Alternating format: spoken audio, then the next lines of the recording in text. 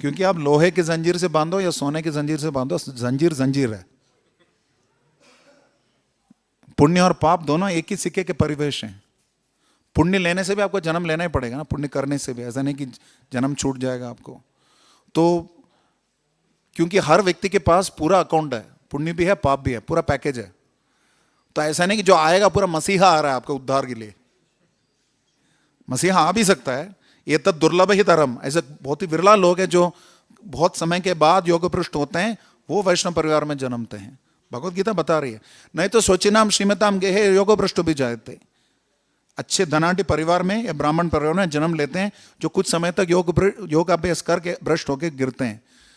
प्रभुपाद बोल रहे हैं कि अगर अच्छे घर में पैदा है, तो आपने देखा होगा रईस बाप का बिगड़ा हुआ बेटा बाइक चलाता है ना, क्यों ऐसे लोग रईस बाप का बिगड़ा हुआ बेटा क्यों मरा, गरीब बाप का बिगड़ा हुआ बेटा क्यों नहीं बोल रहे हैं? कि प्रभुपाद बताते हैं, but rascal you don't make use of your सुकृति। पुण्य मिल जाता है व्यक्ति के पास, उसके पास विकल्प है, स्वेच्छा है। हम सबके, प्रत्येक जीव के पास स्वेच्छा है। स्वेच्छा की सीमा क्या है बताइए? मोबाइल बंद करें या ना करें, यह है सीमा। नहीं, भगवान का शरण ग्रहण करें या ना ग्रहण करें, ये विकल्प है। तो पुण्य के कारणवश हम पैदा हो गए धनाढ़ी परिवार में, ब्राह्मण परिवार में। उसके बाद उस पुण्य का सदुपयोग करना ना करना उस जीव के ऊपर है। वो अगर करता है तो अच्छा है, अगर नहीं करता है तो फिर मरता है और मारता है। यह परिस्थिति है। तो व्यक्ति के पास जो स्वेच्छा है, उसके दुरुपयोग के कारणवश यह सब होता है कि यद्यपि पुण्य के कारणवश कोई पुत्र पैदा भी होता है, तो भी उसके पास पाप अकाउंट भी है, उसके पास पर्याप्त मात्रा में आध्यात्मिक सुकृति नहीं है, भक्ति नहीं है कि पुण्य और पाप के इस कर्म को जलाए। तो इसलिए उसको दोनों का हिसाब किताब लेना पड़ता है। प्लस और माइनस कैंसिल नहीं होता, दोनों का भोग करना पड़ता है। इसलिए हर्ष शोका, चित्रकेतु के पुत्र का नाम हर्ष शोका था।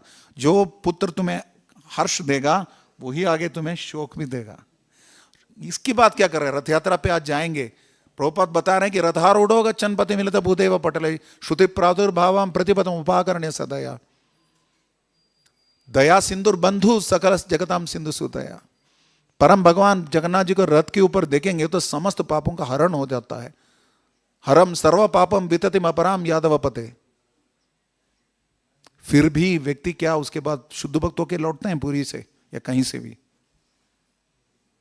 प्रभुपाद बोलते हैं, it is not sufficient to have darshan, you should also go home and practise. तो वैराग्य नस्तु उच्यते, उसके साथ साथ अभ्यास नस्तु कौन्तेय, दोनों चाहिए।